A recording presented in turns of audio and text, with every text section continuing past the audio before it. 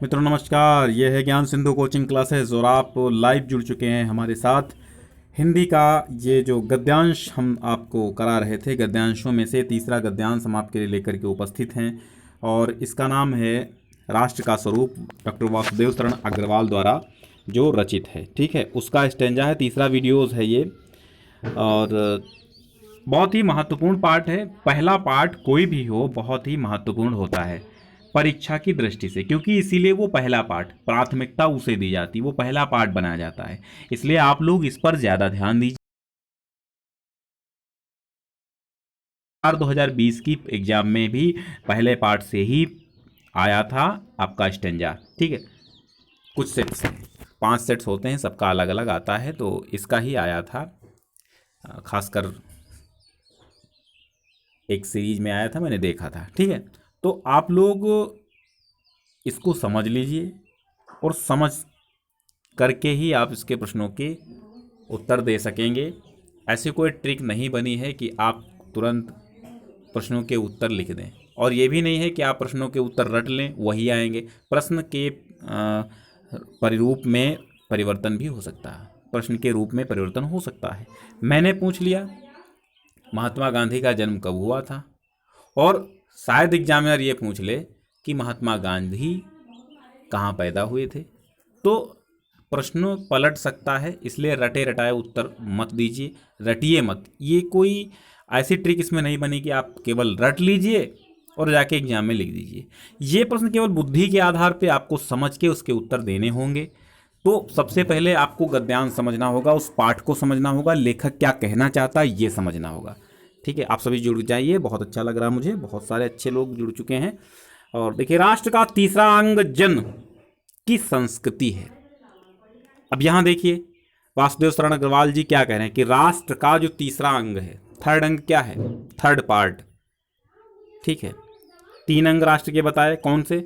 जन, पृथ्वी और संस्कृति।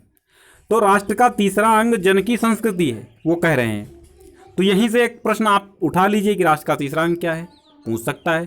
तो जन है, संस्कृति है, और ये तो पूछता ही है संदर्भ बताइए या पाठ का नाम, लेखक का नाम बताइए, वो तो आप सभी जानते हैं, ये तो कॉमन क्वेश्चन है, ये सब में आता है, ये आना ही आना है, तो आपको पहचानना है। तो राष्ट्र का तीसरा अंग जन की संस्कृति है। कल्चर, संस्कृति माने कल्चर, जो सभ्यता है हमारे देश की। मनुष्य ने युगों युगों में जिस सभ्यता का निर्माण किया वही उसके जीवन की श्वास प्रश्वास है। मतलब जो मनुष्य ने सदियों से लेकर के आज तक जिस कल्चर का निर्माण किया, जिस सभ्यता, जिन संस्कारों को दिया है, वही जीवन में उतार रहे हैं, वही श्वास और प्रश्वास की तरह चल रहे हैं। ठीक है, बिना संस्कृति के जन की कल्पना कबंध मात्र है, संस्कृति ही जन का मस्तिष्क है। एक चीज हम आपको यहां पर क्लियर कर देना चाहते हैं, कबंध, जो ये कबंध लिखा है ना, कबंध, इसका मीनिंग आप याद कर लीजिए। हो सकता है इससे क्वेश्चन बना दे कि कबंध मात्र का आशय क्या है। ठीक, तो कबंध का मतलब होता है धड़। कबंध का धा उठाइए, ओढ़ा लगाइए, धड़ बनाइए। ठीक है, तो कबंध माने धड़, यानी धड़ क्या होता है, ये धड़ होता है आपका, ये हाथ पैर, सर ये नहीं है, केवल ये आपके हाथ पैर बचे, यानी कि धड़ आपका ये अलग हो गया सर से। तो सर अलग हो जाना ही धड़ है। जब सर अलग हो जाता तो बचता क्या है, धड़, वही कबंध है। तो बिना संस्कृति के जन की कल्पना कबंध मात्र है, यानी केवल धड़ है। संस्कृति ही सिर है जीवन का। ठीक है, अब यहाँ पे लेखक ने ये आपको बता दिया, ये यहाँ पे क्लियर कर दिया है कि जो कल्चर है उसको क्या कहा है लेखक ने, उसको कहा है सिर, यानी बिना सिर का शरीर, कबंध मात्र माने बिना सिर का शरीर, धड़। संस्कृति ही जन का मस्तिष्क है। देखो एक बात क्लियर कर दी। अब यहाँ पे क्वेश्चन बन गया कि जो संस्कृति है उसको लेखक ने क्या बताया है, तो जन का मस्तिष्क, जन का क्या बताया, मस्तिष्क बताया है। लेखक ने जन का मस्तिष्क किसे बताया है, तो संस्कृति को बताया। संस्कृति के विकास और अभ्युदय, अभ्युदय माने उत्थान, अभ्युदय का भी अर्थ समझ लीजिए, उत्थान या उन्नति।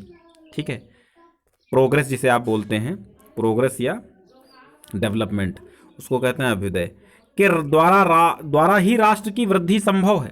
यानी जब हम कल्चर का विकास करेंगे तभी राष्ट्र का भी विकास संभव है।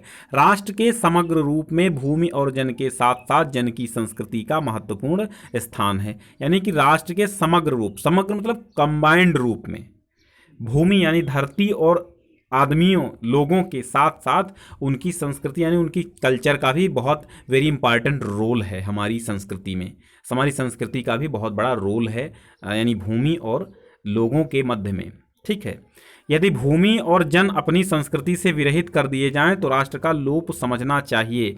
यानी भूमि और जन, धरती और लोगों को अगर कल्चर से अलग कर दिया जाए तो क्या समझना चाहिए? राष्ट्र का लोप। समझ लीजिए उस राष्ट्र का लोप हो रहा है, यानी उस राष्ट्र का पतन हो जाएगा।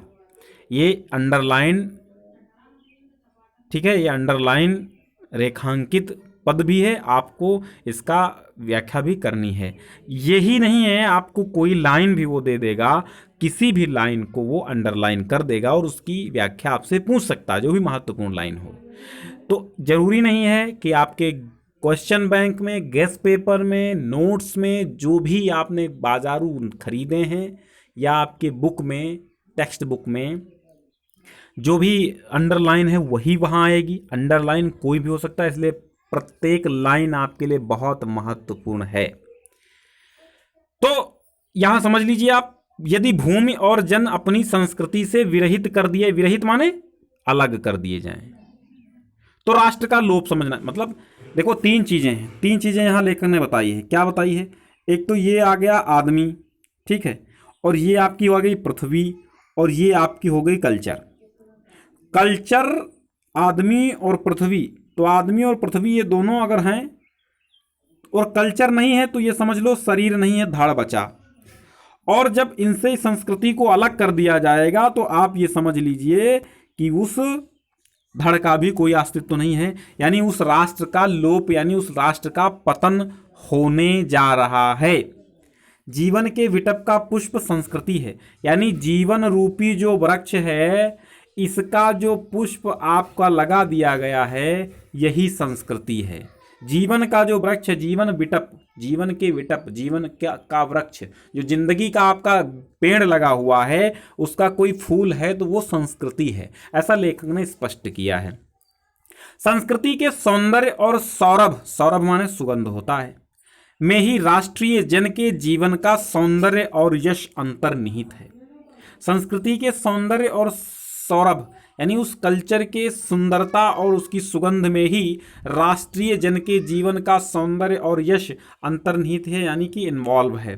ज्ञान और कर्म दोनों के पारस्परिक प्रकाश की संज्ञा संस्कृति है। ज्ञान और कर्म दोनों के पारस्परिक प्रकाश की संज्ञा संस्कृति है, यानी ज्ञान और कर्म दोनों परस्पर अगर मिले हैं तो वही संस्कृति है। तो ज्ञान और कर्म दोनों के पारस्परिक प्रकाश की संज्ञा संस्कृति है। ठीक है, ज्ञान और कर्म दोनों के पारस्परिक में आपसी, प्रकाश माने उजाला, ज्ञान माने जानते हो नॉलेज, कर्म माने कार्य जो आप करते हैं, संज्ञा माने नाम। तो जो हम ज्ञान और कर्म दोनों का जो एक प्रकाश कॉम्बिनेशन मिलता है, वही उसी का नाम संस्कृति है। भूमि पर बसने वाले जन ने ज्ञान के क्षेत्र में जो सोचा है और कर्म के क्षेत्र में जो रचा है, दोनों के रूप में हमें राष्ट्रीय संस्कृति के दर्शन मिलते हैं। जीवन के विकास की युक्ति ही संस्कृति के रूप में प्रकट होती है। प्रत्येक जाति अपनी अपनी विशेषताओं के साथ इस युक्ति माने उपाय निश्चित करता है और उससे प्रेरित संस्कृति का विकास करता है। इस दृष्टि से प्रत्येक जन की अपनी अपनी भावना के अनुसार पृथक पृथक संस्कृतियां राष्ट्र में विकसित होती हैं। पृथक पृथक मतलब अलग अलग संस्कृतियां अलग अलग राष्ट्रों में विकसित होती हैं। जैसे अमेरिका में शॉर्ट कपड़े पहनना या फिर विवाह दूसरे तरीके से होना और अपने यहाँ कुछ और तरीके से होना, तो ये अलग अलग राष्ट्रों में अलग अलग कल्चर जो है विकसित होती हैं, परंतु उन सबका मूल आधार पारस्परिक सहिष्णुता और समन्वय पर निर्भर करता है। पारस्परिक आपस में जो सहिष्णु भाव होता, सहनशीलता होती है और आपस में समन्वय यानी कि एडजस्टमेंट होता है, उसी पर निर्भर होती है आपकी संस्कृति। अब है बात आती है प्रश्नों की। तो आपका प्रश्न पहला बनता है उपयुक्त गद्यांश के लेखक और इस पाठ के शीर्षक का नाम। तो पाठ का नाम, राष्ट्र का स्वरूप और लेखक वासुदेव शरण अग्रवाल हैं। राष्ट्र का तीसरा अंग देखो क्वेश्चन बन गया क्या है, तो ये आपकी संस्कृति है। ठीक है, राष्ट्र का तीसरा अंग संस्कृति है। राष्ट्र की वृद्धि कैसे संभव है, तो स्टेंजा में आइए और राष्ट्र की वृद्धि समझ लीजिए कैसे संभव है। राष्ट्र की वृद्धि कैसे संभव है, तो संस्कृति के विकास और देखो यहाँ से संस्कृति के विकास और अभ्युदय के द्वारा ही राष्ट्र की वृद्धि संभव है। तीसरा प्रश्न क्या है, चौथा प्रश्न क्या है, ज्ञान और कर्म संयुक्त प्रकाश को क्या कहा गया है, तो इसको अभी हमने देखा संस्कृति कहा गया है। ठीक है, संस्कृति, इसको संस्कृति कहा गया। रेखांकित अंश की व्याख्या हमने बता ही दी। संस्कृति का क्या तात्पर्य है, तो संस्कृति का तात्पर्य आप कहाँ से देखेंगे, यहाँ से। संस्कृति का क्या तात्पर्य, संस्कृति क्या है, संस्कृति मतलब क्या है ये बताया गया है, ये आपको बताना है। ठीक है, तो जीवन के विटप का पुष्प संस्कृति है। ठीक है, और संस्कृति के सौंदर्य और सौरभ में राष्ट्रीय जन के जीवन का सौंदर्य और यश अंतर्निहित है। ज्ञान और कर्म दोनों पारस्परिक प्रकाश की संज्ञा संस्कृति है। इतना भी आप कह सकते हैं और पूरी 2 लाइनों को भी आप कह सकते हैं इस क्वेश्चन के आंसर में।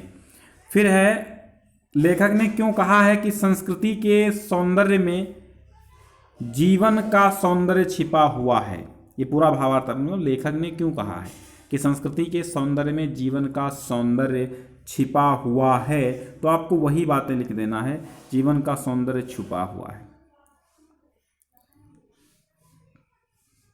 ठीक, तो इसमें आप सर्च कीजिए पूरे स्टेंजा में, जीवन का सौंदर्य छिपा हुआ जहां मिल जाए आपको, बस वहीं से उत्तर आप उसी से मिला लीजिए।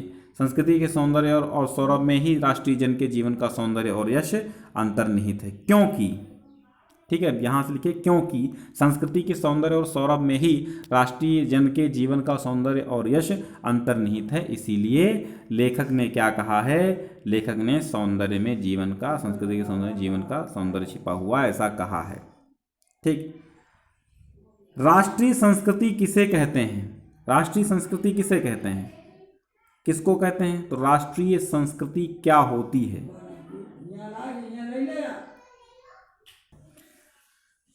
तो यहाँ से जन ने ज्ञान के क्षेत्र में जो सोचा है और कर्म के क्षेत्र में जो रचा है, दोनों के रूप में हमें राष्ट्रीय संस्कृति के दर्शन, यानी कि दोनों के समन्वित रूप को ही हम राष्ट्रीय संस्कृति कहते हैं। ठीक है, इतना आपका आंसर ये हो जाएगा। चलिए छोटा सा स्टेंजा एक और है वो देख लेते हैं। तो ये है कि पृथ्वी के विशाल प्रांगण में सब जातियों के लिए समान क्षेत्र हैं। अब किसी के लिए कम ज़्यादा तो है नहीं, सबके लिए समान क्षेत्र हैं, क्योंकि किसी को कम ज़्यादा हो या छोटा बड़ा नहीं बताया गया। सब कर्म अपने अनुसार कर सकते हैं और उसी का फल ले सकते हैं। समन्वय के मार्ग से भरपूर प्रगति और उन्नति करने का सबको एक जैसा अधिकार है। ठीक है, सबको एक जैसा अधिकार, सब उन्नति कर सकते हैं, सब भरपूर सहयोग कर सकते हैं हर चीज़ में। किसी जन के पीछे छोड़कर राष्ट्र आगे नहीं बढ़ सकता। अतएव राष्ट्र के प्रत्येक अंग की सुध हमें लेनी चाहिए। राष्ट्र के शरीर के एक भाग में यदि अंधकार और निर्बलता का निवास है तो समग्र राष्ट्र का स्वास्थ्य उतने अंश में असमर्थ रहेगा। ठीक, अब एक कॉर्नर आपका, एक छोटा सा कोना देश का पिछड़ा हुआ है। भाई हम पिछड़ेंगे तो हमारा देश पिछड़ जाएगा, हम आगे जाएंगे तो हमारा देश आगे जाएगा। तो यही नारा होना चाहिए सबका। तो इसमें लेखक ने बताया कि किसी जन को पीछे छोड़कर, यानी एक व्यक्ति को पीछे छोड़कर राष्ट्र आगे नहीं बढ़ सकता, क्योंकि राष्ट्र तो तभी आगे बढ़ता है जब मनुष्य आगे बढ़ते हैं, इस राष्ट्र के जन आगे बढ़ते हैं। अतएव राष्ट्र के प्रत्येक अंग की सुध हमें लेनी चाहिए। ठीक है, जो पिछड़ा राष्ट्र का अंग है उसको भी हमें आगे लाना चाहिए। राष्ट्र के शरीर के एक भाग में यदि अधिकार और निर्बलता का निवास है तो राष्ट्र का स्वास्थ्य उतने अंश में खराब रहेगा। भाई आपके एक पैर में विकार है तो आपके शरीर का एक अंग खराब है, यानी कि विकार है, विकृत है। इस प्रकार समग्र राष्ट्र को, यानी संपूर्ण राष्ट्र को जागरण और प्रगति की एक जैसी उदार भावना से संचालित होना चाहिए। यानी एक जैसी भावना, एकत्व की भावना, समता की भावना। तो इसके आंसर देख लेते हैं क्वेश्चन के। गद्यांश का संदर्भ तो आप समझ ही गए हैं, रेखांकन इसकी व्याख्या बता ही दी है।